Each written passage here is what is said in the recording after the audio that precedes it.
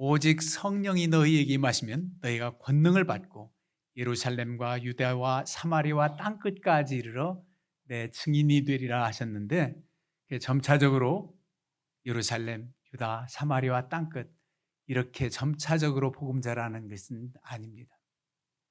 물론 순서는 그렇게 됐어요. 예루살렘이 핍박을 받아서 사마리아 도성에 안디옥 교회가 세워지고 사울과 바나바를 선교사로 파송해서 유럽이 전도됐고 미주로 또 우리까지 복음이 전파됐는데, 주님께서 하신 말씀은 그 접속사가 동시에 이루어지는 겁니다. 예루살렘과 유대와 사마리아와 땅끝이 함께 우리가 복음을 전해야 되는 사명이 있단 말이에요.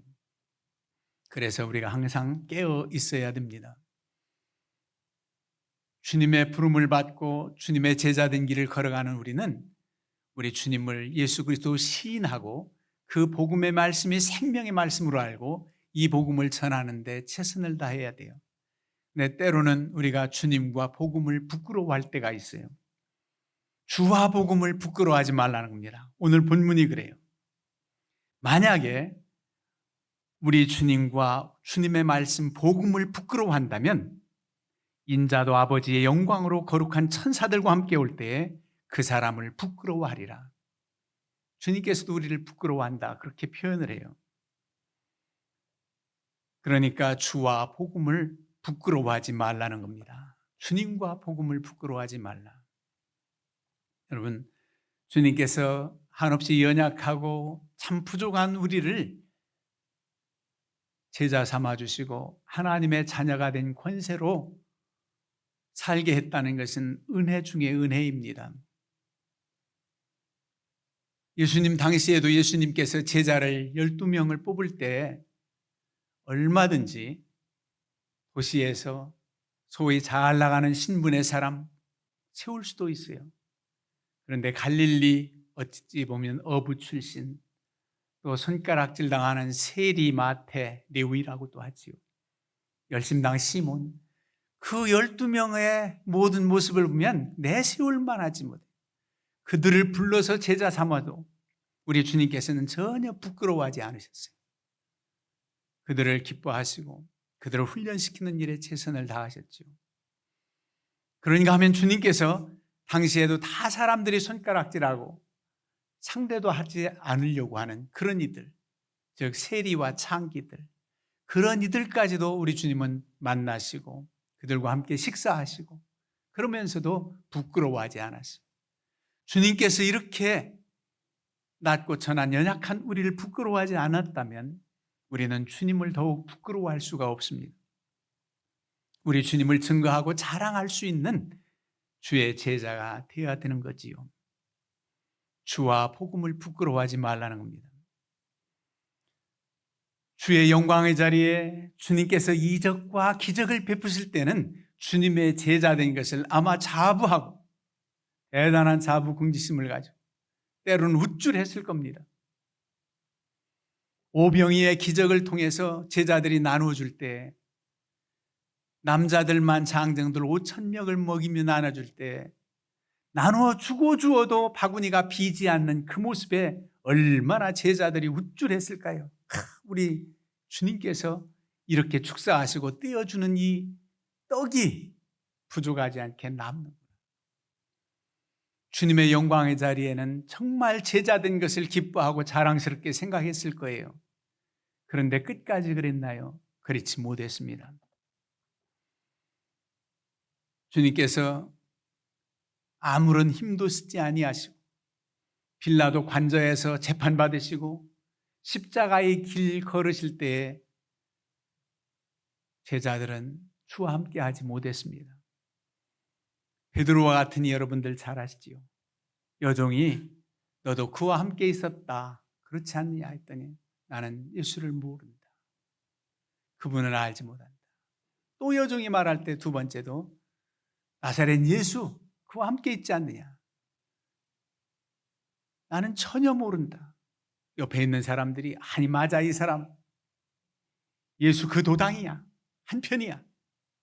그랬더니 더 이상 모른다고 가볍게 부인해서는 자기에게 불이익당할까 봐 자기도 붙들려 갈까 봐. 저주까지 하면서 주님을 모른다고 이렇게 3번 부인했다고 기록하고 있습니다. 예수님을 저주까지 했다는, 어떻게 저주했을까? 정말 예수님과 한편이 아니라고 하는 증거가 될 만큼 저주한 내용은 기록되지 않았지만 아마 그랬을 겁니다. 그런 나약한 그들, 주님을 부인해요. 만약 12 사도들이 다 끝까지 부인했다면 참으로 안타까웠을 텐데, 그래도 주님, 부활하신 주님을 다시 만나고 오순절날 성령 충만하여서 주님을 위해 십자가 지는 순교의 길까지 걸어갔던 그런 이들이기에 마지막 때 오늘 말씀과 함께 아버지의 영광으로 거룩한 천사들과 함께 올 때 그 사람을 부끄러워하리라 그랬는데, 부끄러워하지 않는 그들, 주님 때문에 순교까지 한 그들은 우리 주님께서 부끄러워하지 않고 마지막 때에 구원의 반열에, 영광스러운 반열에 서게 된 것을 우리는 믿고 우리도 위로를 받습니다. 때로는 우리 예수님을 모른다고 주의 복음을 부끄러워해서 담대히 증거하지 못할 수도 있어요. 내가 예수 믿는다는 것을 알면 불이익을 당하는데, 내가 교회 다닌다는 것을 알면 어려움이 있는데, 이러면서 모른 척 부인할 때도 있단 말입니다. 우리가 믿음이 없어서 담대하지 못해서 그럴 때가 많고, 어떤 때는 내가 부족하면 이렇게 허물 많은 내가 덕이 되지 못하니 예수 믿는 냄새를 풍기지 말아야지, 그렇게 생각하기도 할 수 있어요. 그런데 어떤 형편에 처하든지 주님과 복음을 부끄러워하지 말라는 겁니다. 부인하지 말라는 겁니다. 마태복음 10장 30절에는 이렇게 표현하지요. 누구든지 사람 앞에서 나를 부인하면 나도 하늘에 계신 내 아버지 앞에서 그를 부인하리라. 모른다, 그렇게 하겠다는 겁니다. 주님을 부끄러워한다면 주께서 부끄러워하시고, 되게 부끄럽다는 것이 어떤 잘못을 했을 때, 떳떳하지 못했을 때, 그럴 때 부끄러운 양심의 가책이 있어서 부끄럽기도 하고, 너무 스스로움 때문에, 즉 수줍어서 부끄러운 경우도 있는데, 우린 전자를 말하는 겁니다. 떳떳하지 못해. 그런데 주님께서 우리를 향해서 부끄러워할 필요가 뭐가 있습니까? 주님은 떳떳하신데. 이 말씀은 곧 우리를 모른다, 외면한다, 모른 척할 수밖에 없다는 겁니다. 그러니 빨리 회개하고 주님을 시인하고 우리 주님을 증거하고 자랑할 수 있어야 됩니다.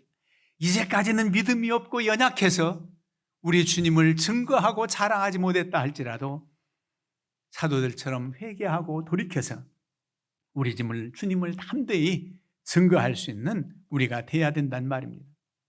부끄러워하지 말라. 복음을 부끄러워하지 말라. 여러분, 하지 말라 하는 것보다 하라는 명령이 더 많아야 된다, 이렇게 얘기를 해요.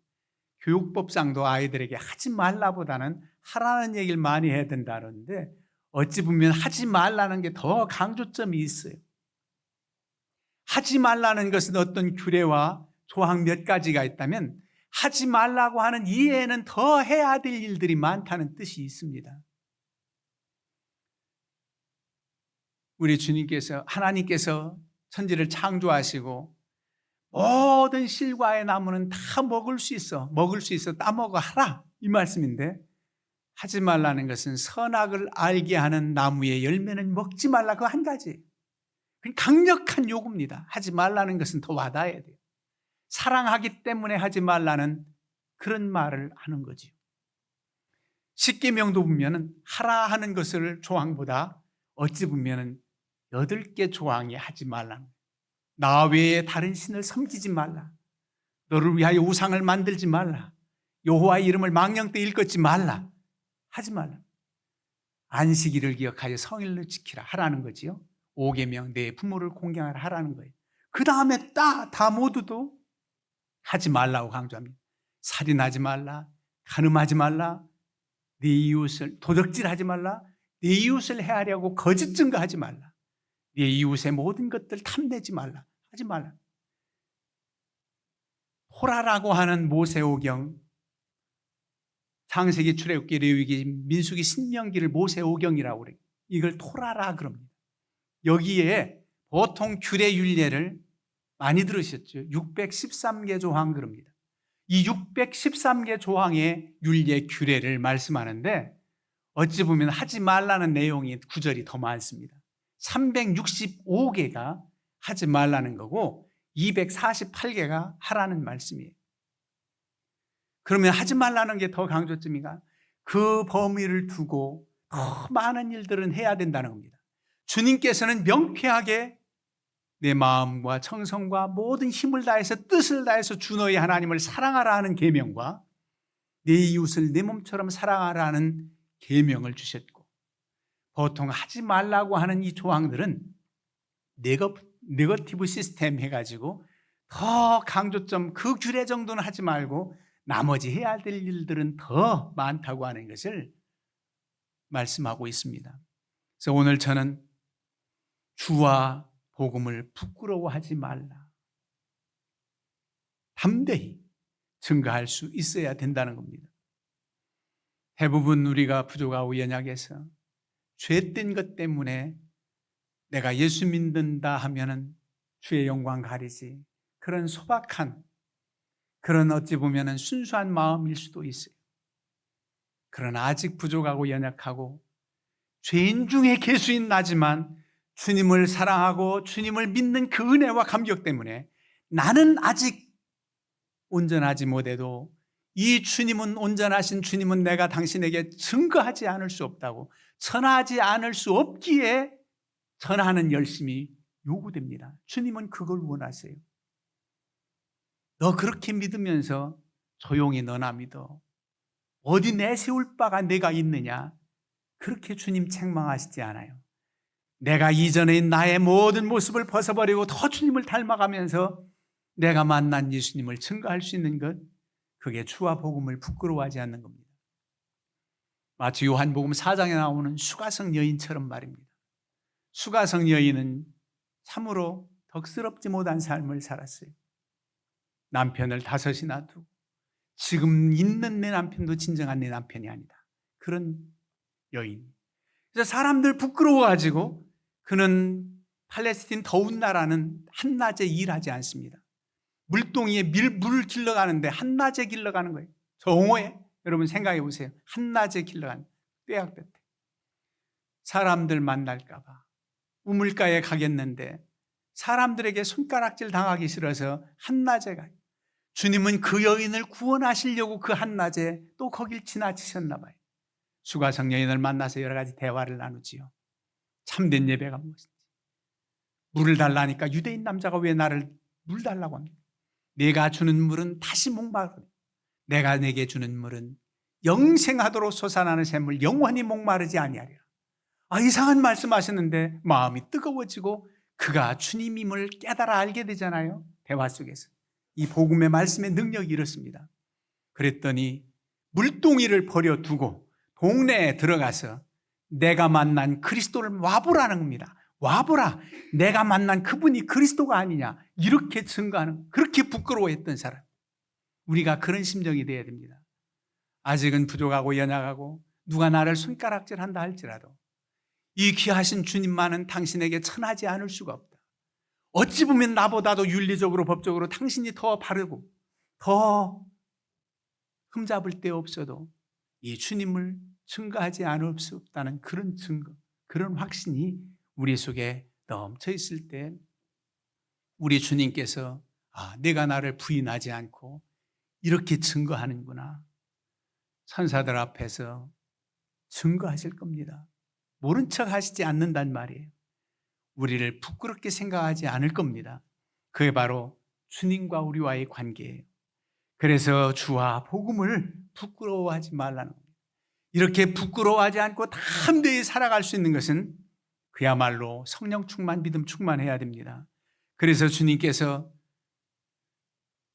어떻게 말씀하느냐 하면, 나를 따라오려거든 자기를 부인해라. 먼저 자기를 부인해라.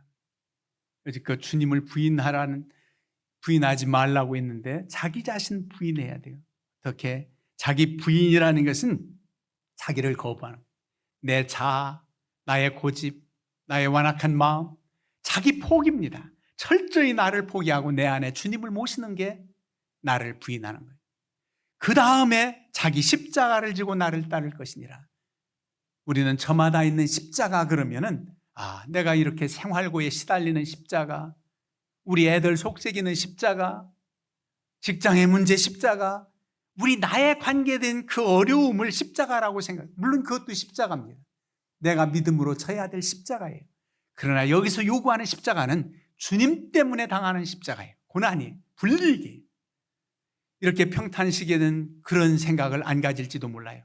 우리는 조금이나마 맛보았잖아요. 코로나 시대에 마음껏 예배 못 드릴 때 정말 주님의 믿는 길을 내가 포기하지 않고 확신을 가지고 주님을 믿는 그 표현을 내가 할 수 있을 그때 한번 생각해 보세요. 그런 십자가입니다. 그 십자가를 지고 나를 따르라는 거예요. 그럼 여기서도 십자가를 진다는 게 주님을 믿기 위해서, 주님을 증거하기 위해서, 주님 때문에 불이익 당하는 것, 그 모든 것을 감수하면서 따르는 길이 고난의 길이구나, 이 정도도 아닙니다. 십자가 길 지는 거 어렵다, 이 정도가 아닙니다. 자기 십자가를 지고 나를 따르라는 것은 순교하라는 거예요. 순교까지입니다. 주님을 위해서 죽는 길까지 가라는 겁니다. 왜 이 십자가 길이 죽는 길이냐면 대개 형장까지 십자가를 지고 걸어가는 겁니다. 사형수가. 우리 주님은 골고다 언덕까지 십자가를 지고 걸어가야 됐었어요. 그러니까 이 지는 길은 곧 죽는 길입니다. 워낙 주님이 육신적으로는 연약하신지라 그 무거운 십자가를 지고 골고다 언덕까지 진도가 안 나. 도저히 갈 수 없으니까 구레네 사람 시몬을 시켜서 네가 져라 해서 진 겁니다. 이 십자가 길 나를 따르라는 것은 순교까지 할 수 있느냐는 거예요. 죽을 수 있느냐는 겁니다. 사생결단이 요구되는 그런 결단을 말합니다. 그러면서 나를 따르라는 거예요. 오히려 육신의 생명은 죽어도 영원히 사는 그 말씀을 주세요. 복음을 위하여 자기 목숨을 잃으면 구원을 하리라. 육신은 죽었어도 영원히 산다는 겁니다. 만일 온 천하를 얻고도 자기 목숨을 잃으면 무엇이 유익하리로? 영생의 목숨을 말합니다. 육신의 생명은 죽어도 영원히 사는, 그 영원히 사는 그 목숨, 생명을 잃으면 무엇이 유익해요? 이 생명도 이 땅에 주어진 한 정말 천하보다 귀한 생명들입니다. 그러나 육신의 생명보다 더 귀한 것은 영혼의 생명, 영생의 생명, 그 생명을 위해서 부끄럽지 않고 우리 주님을 시인하는 그 믿음이 요구된단 말이에요. 그래서 죽는 길까지 감수할 수 있어야 된다는 겁니다. 그러면 주와 복음을 무엇 때문에 부끄러워할 일이 있습니까? 그렇게 담대한 믿음이 있는데 베드로 사도가 다 굴기 전에 3번 부인할 일이 무엇이 있습니까? 주님을 위해서 목숨을 바치겠다고 호언장담했지만은 그 믿음이 아직 없었기 때문에 그랬던 것이지요. 여러분, 사도 바울은 이렇게 말합니다. 그는 그렇게 살았습니다. 로마서 1장 16절 우리 다 본문 말씀 읽었잖아요. 내가 복음을 부끄러워하지 아니하오니 이 복음은 모든 믿는 자에게 구원을 주시는 하나님의 능력이라. 그 하나님의 능력이 있기에 세상 사람들은 무참히 지는 것 같고 패배하는 것 같고 죄인같이 여겨질지 몰라도 우리 주님은 죄인이어서 십자가 달린 게 아니 우리 위해서 대신 우리 죄를 지신 주님이심을 믿기에 그 주님을 믿는 우리는 능력입니다. 믿음 없는 눈으로 볼 때 저 십자가는 예수 그리스도의 형틀에 불과하지만 구원을 얻는 우리에게는 고린도전서 1장 18절 말씀처럼 십자가의 도가 멸망하는 자들에게는 미련한 것이요 구원을 얻는 우리에게는 하나님의 능력이라. 저 십자가의 능력, 구원의 은총이 얼마나 큰지 그 의미를 깨닫게 됩니다. 이런 은혜가 우리에게 있단 말이죠. 그래서 주와 복음을 부끄러워하지 않는 이들은 이 땅에서도 주님의 위로를 받습니다.